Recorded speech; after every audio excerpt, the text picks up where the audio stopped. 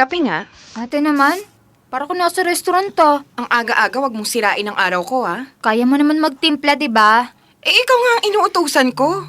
Di bali sana kung putol ang mga kamay mo eh. So ano? Gusto mo ipaputol ko muna yung mga kamay ko para timplahan mo ako ng kape? Ganun na nga ate. Aray! Kulang pa ba yan? Oh, napala mo. Ma, bakit niyo naman po ako tinulak? Nagtatanong ka pa? Kung sagot-sagutin mo yung ate mo, wala ka talagang modo. Kanina pa nga yan, ma. Kakagising ko lang, ang bastos na. Ma naman kasi. Nakikita niya naman na naglilinis ako tapos ako pa yung pinagtitimpla ng kape niya. Umaangal ka. Umaangal ka na. Baka gusto mong palayasin kita dito. Mabuti pa nga, ma. Wala namang pakinabang yan. Tama ka ate. Kaya sana tamaan ng kidlat ang mga walang pakinabang sa bahay na to. Napakawalang niya mo, talagang buwisit ka. Hampasin mo nga siya ng walis, ma. Ma naman, bakit kayo nagagalit? Hindi naman kayong sinasabi ko. Sabi ko po, yung mga walang pakinabang ang tamaan ng kidlat. Sasampalin ko na talaga yung bibig mo. Pasalamat ka at kakamanicure ko lang kundi. Naku! Magtimpla ka na nga ng kape. Wisit ka talaga sa buhay namin, eh. Okay po ate. Pakituloy na lang tong pagwawalis para makapagtimpla ako ng kape. Bilisan mo, ah! Ay! Lintik ka talagang palamunin ka? Bakit mo inabot sa akin tong walis?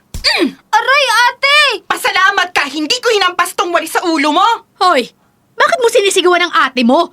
Bastos ka talaga. Pinag-aaral ka naman pero wala kang pinag-aralan. Palibhasa kasi ugaling kanal. Kung ako kanal, ikaw esterong puno ng basura. Anong sinasabi mo?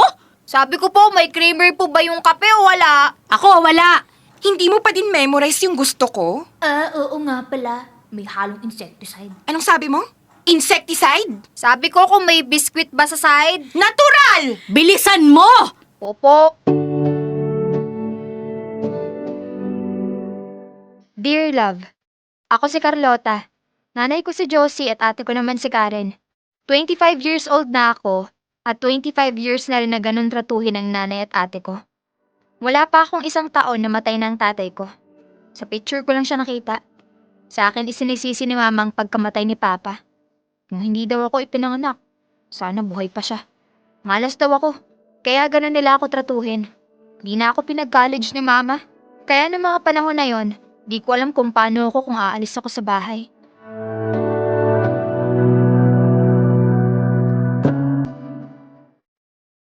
Panginoong Hesus, huwag po kayong makukulitan sa akin ha.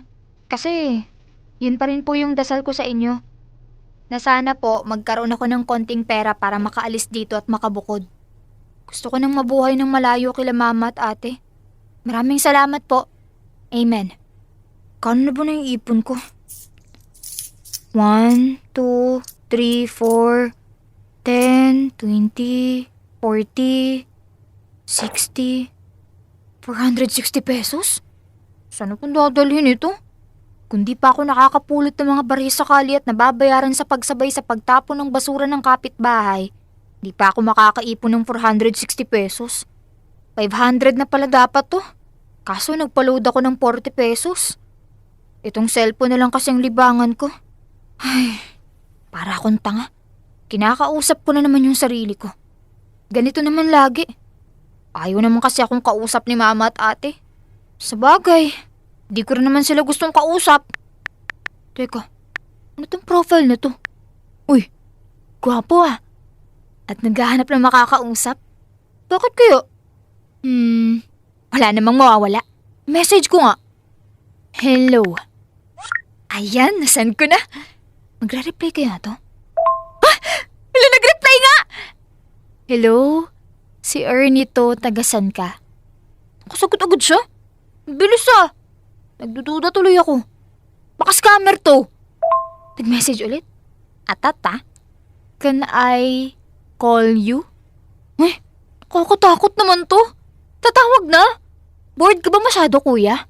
Ay, pero sabi ko nga, wala namang mawawala sa akin. Sure. Bigla naman ako natakot dito. Bahala na nga. Hello? Hello. Hi. Palabiro ka pala. Ha? Hindi naman. Magpapakilala na lang uli ako. Ako si Ernie, 27 years old. Nandito ako ngayon sa Dubai. Nagtatrabaho ako sa isang hotel dito. Ah, okay. Hello? Ha? Hello? Okay ka lang? Bakit parang natatakot ka? Huwag ka matakot sa akin. Di ako masamang tao. Naghahanap lang ako ng kausap. Naghahanap ka ng magiging girlfriend sa social media? Ha? Hindi naman. Makakausap lang. Sabi ko kung sinong unang sasagot sa post ko, kakausapin ko. Lalaki man o babae. Ay, sorry ah. Masama ang inisip ko. Well, medyo tama ka rin naman. Wala akong girlfriend. Kung may darating man, bakit hindi? Pero ayoko naman sa social media mag-announce na naghahanap ako ng GF. Baka magmukha naman akong desperado. Ay, sorry. Bad joke ata yung sinabi ko. Ha? Hindi naman. Napaisip lang ako. Anong inisip mo? Ikaw? Ako? Sorry, hindi. Ang ibig kong sabihin, napaisip ako sa sinabi mo. Ano dun? Yung mukhang desperado pag naghanap ng makakarelasyon sa social media. Sorry ah. Wala akong masamang ibig sabihin dun. Ayos lang, ano ka ba? Buti nga nasabi mo, kung hindi. Kung hindi ano? Kung hindi, nag-post na ako ng looking for boyfriend. Ay, sorry. Bakit? Naghahanap ka ba talaga? Hindi ko nga alam eh. Gusto ko lang makaalis dito sa amin kaya siguro naisip ko yun. Aalis ka sa inyo? Bakit? Ay, sorry. Masyado yatang personal yung tanong ko. Ayos lang. Pasensya ka na, hindi pa ako kampanteng magkwento bilang kakakilala ko pa lang sa'yo. Naintindihan ko. Salamat. May gusto sana ako itanong. Ano yun? Pwede ba tayo mag-video call? Ha? Kasi Ay, ayos lang. Kung hindi ka komportable, okay lang. Ayos na rin tong boses lang. salamat sa pag-iintindi ah. Sige, nandyan na ata yung mama at ate ko. Usap na lang tayo ulit. Message kita pag wala akong ginagawa. Bye. Sandali.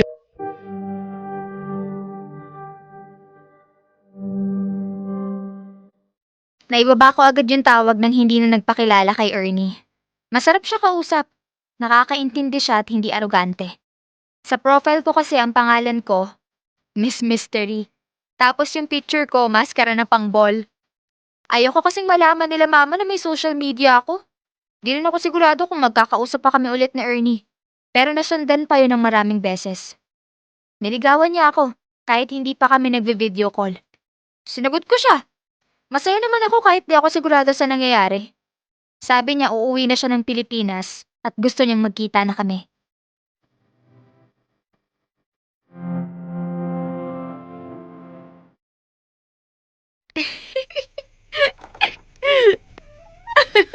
Hoy! Ay, mangkukulam! Ano sabi mo? Bakit ka kasi nanggugulat? Bakit ka nagugulat? May tinatago ka, no? Wala! Ano namang itatago ko? Bakit kilig na kilig ka? Bakit ka ba pumapasok na lang dito sa kwarto ko nang hindi ko makatok? Baka nakakalimutan mo na pag-aari ni Mama tong bahay at mapapasakin to. Ibig sabihin, nakikitira ka lang at sakop ng pag-aari ko ang kwarto mo. Daming sinabi. Ano bang binubulong-bulong mo dyan? Susungal-ngaling ko na yung bibig mo eh. Papasok ka dito para awayin lang ako? Kaya ako nandito kasi itatanong ko kung nasaan na yung pinalabhan at pinaplansya ko sa yung damit ko. Malamang nasa aparador nyo na po, mahal na rin ah. Aba? Hoy, wag mo akong sinasarcastic ha. Nandun na nga sa aparador mo. Okay na? Pwede ka nang lumabas. Lalabas ako kung kailan ko gusto. Ano namang gagawin mo dito? Anong bagong gamit mo? Ano naman ang ipang bibili ko ng bagong gamit ko? Malay ko kung may gamit ako dito. Ano? Ang labo mo kausap. Paano ko magkakaroon ng gamit dito sa kwarto ko? Tawag ka ni Mama sa labas. Ngayon naman tawag ako ni Mama. Bilisan mo, mainit yung ulo nun. Bilisan mo na! Naku, lagot! Buti naiwan niya tong cellphone niya. Ano kayang binabasa niya kanina at tuwang-tuwa ang loka? Hay, ganda ko. Ilang araw na lang uuwi na ako at magkikita na tayo. Sa wakas makikita ko na din ang itsura mo. Aha! Kailangan malaman ni Mama to. Ma! Ma! Ano ba? Makasigaw ka parang mansyon tong bahay natin sa laki. Ano ba yon? May nalaman kasi ako. Si Carlota lumalandi na. May boyfriend na. Ano? Ma! Ano ba? Bakit mo sinalaksak yung kamay mo sa bibig ko? Huwag ka maingay, Ma. May naisip kasi ako. Ano na naman yan? Binasa ko tong mga message sa kanya nung lalaki na si... Sino nga ito? Ito, Ma, si Ernie. Hindi pa sila nagkikita. Pag uwi niya raw galing Dubai, dapat magkita sila ni Carlota. Oh, Kaya nga sasabunutan ko na yung malanding yon. Wait, ma. Makinig ka muna kasi. Base sa usapan nila, pag uwi ng lalaki dito sa Pinas, kukunin na raw si Carlota, ma. Yayamanin tong lalaki at may itsura. Kaya nga sasabunutan ko na si Carlota. May sampal pang kasama. Wag, ma. Mas magandang parusa ang naisip ko. Kanina ka patalak ng talak dyan. Ano ba yung planong sinasabi mo? Hindi pa niya nakikita si Carlota. Kaya ako ang magpapanggap na si Carlota. Para ako ang pakasalan niya at magpasa sa akin yung kayamanan niya. Ang talino mo talaga, anak. Pero paano natin gagawin yun? Sa isang araw, uutusan mo si Carlota na umuwi kila Lola sa Batangas. Kunyari may ipapakuha ka. Kahit ano, basta dapat umalis siya, ma. Para ako yung makikipagkita kay Ernie.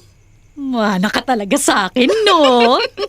Sige, gagawin natin yan. Itong cellphone niya, kunyari kukumpiskahin mo. Kasi nahuhuli mo siyang hindi nagtatrabaho at puro cellphone na lang. Para ako na ang makausap ni Ernie. Iba ka, anak. Sige, isa sa katuparan natin yan.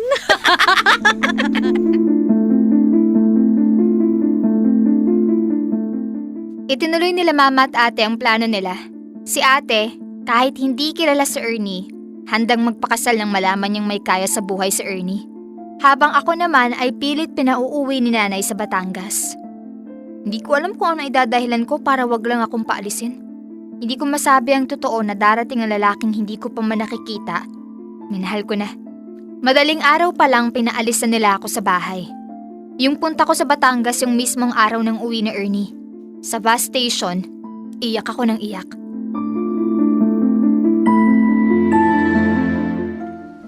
Tao po! Ikaw si Ernie? Opo. Oh, maghintay ka lang muna dito sa sofa at tatawagin ko si ibig kong sabihin, si Carlota. Maupo ka muna dyan. Anak, nandito na ang bisita mo. Ernie? Oh, anong nangyari? Naku, emotional yung anak ko kasi sabik na siyang makita ka ng personal. Totoo yun. Kailan niyo ba balak magpakasal? Kasal? Oo naman. Ay, itong si Ernie, oh. Papatagalin pa ba natin? Oo nga, doon din naman ang tuloy nun. Pero akala ko ba, Carlota, sabi mo, pag-usapan muna natin pag nagkita na tayo ng harapan. Kung sigurado ba tayo o hindi. Ha? Ay, oo nga. Pero sigurado na ako sa'yo eh.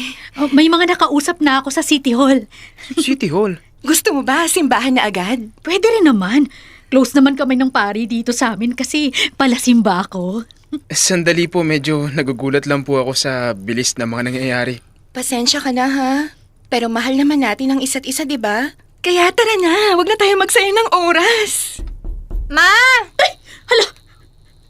Bakit po? Wala. Sige, mag-usap lang kayo dyan at sisilipin ko lang kung sino ang nasa labas. Ma! Bakit kayo lumabas ng bahay? Bakit di tayo pumasok sa loob? Bakit ka ba nandito? Di ba sabi ko sa'yo pumunta ka ng Batangas? Delayed daw po yung dating ng bus. Nasiraan daw kaya mamaya pang 9:00 ng gabi yung biyahe. Bakit bumalik ka pa? Sana dun ka nalang nagpalipas ng oras sa terminal. Ma, 7:00 pa lang po ng umaga. 9:00 pa ng gabi yung biyahe. Ano naman pong gagawin ko sa terminal? Wala akong pake kung anong gagawin mo. Linisin mo yung terminal, bahala ka. Magpapahinga na po muna ako. Ha? Ernie? Sandali. Pamilyar sa akin yung boses mo. Ganyan ang boses ni Carlota eh. Kasi ako si Carlota. Ano? Sino to? Huwag kang makinig dyan. Baliw yan eh. Ako si Carlota. Yan ang sinasabi kong ate ko at siya naman yung nanay ko. Ibig sabihin, ito si Karen? At yan si Aling Josie? Niloko niyo ako? Hindi ka namin niloloko. Inililigtas ka lang namin sa kamay ng babaeng yan. Wala kang mapapala sa kanya. High school nga lang tinapos niyan. Alam ko. Matagal na kaming nag-uusap. Kaya naikwento na niya sa akin lahat ng tungkol sa kanya. Yun nga ang dahilan kung bakit ko siya minahal eh. Minahal? Uy, tigilan niyo nga ako sa ilusyon niyo. Hindi po kami nag-iilusyon. Hindi niyo po alam ang definisyon nun kasi di naman kayo marunong magmahal. Anong sabi mo? Huwag niyo siyang saktan! Carlota, handa ka na bang sumama sa akin? Mas makikipagsapalaran ako sa'yo kaysa maiwan dito. Sa totoo lang, mas kilala pa kita kaysa sa mga kadugo ko. Tara na. Sige! Umalis ka! Huwag ka nang babalik dito! Ang kakapal na mukha nyo! Ang babadoy nyo! Nakakadiri kayo!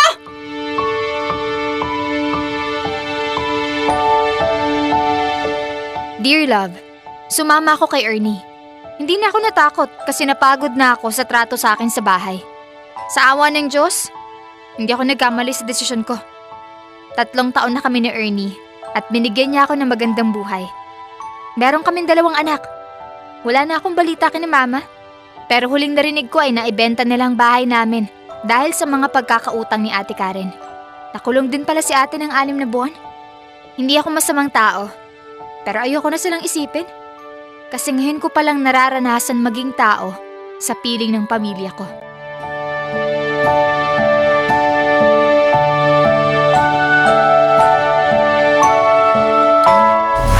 Metro's #1 Love Radio. Basic!